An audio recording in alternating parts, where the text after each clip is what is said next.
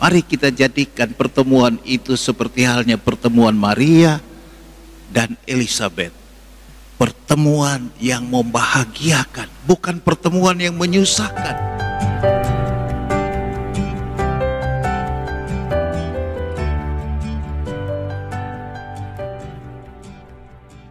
Kisah perjumpaan Maria dan Elizabeth saudaranya.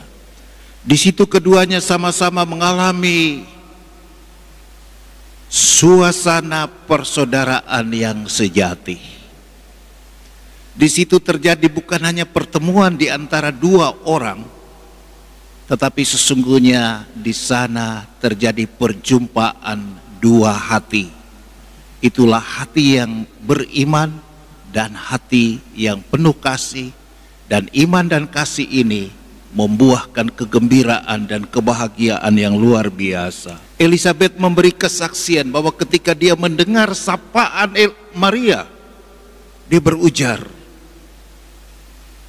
ketika aku mendengar salammu, bahkan bayi di dalam rahimku pun turut melonjak kegirangan. Juga dari sisi Bunda Maria, dikatakan dia kemudian tinggal 3 bulan lamanya.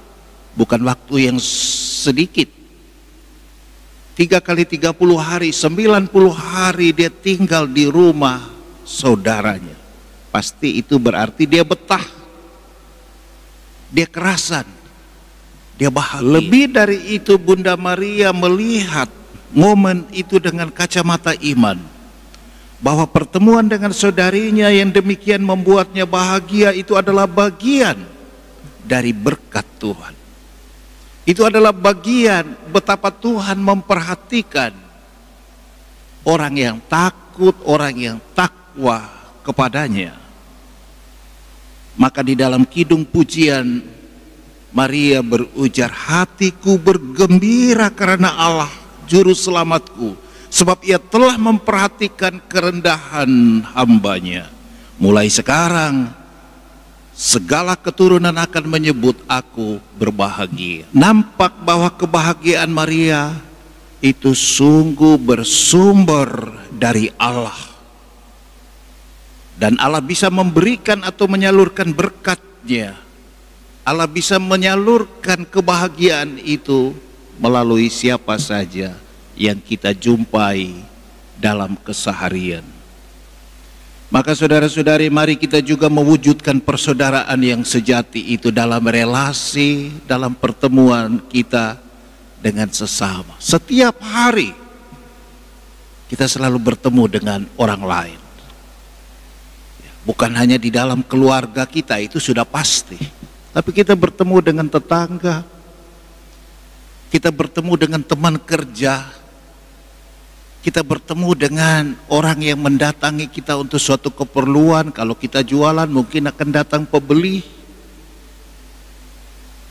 Seorang guru bertemu dengan murid, seorang murid bertemu dengan sesama temannya, dengan gurunya, dengan siapa saja. Meskipun dalam situasi wabah corona ini pertemuan itu diminimalisir. Kita makhluk sosial yang selalu bersosius, berteman, bertemu dengan banyak orang. Mari kita jadikan pertemuan itu seperti halnya pertemuan Maria dan Elizabeth. Pertemuan yang membahagiakan, bukan pertemuan yang menyusahkan. Bukan pertemuan yang membuat diri kita atau orang lain menderita.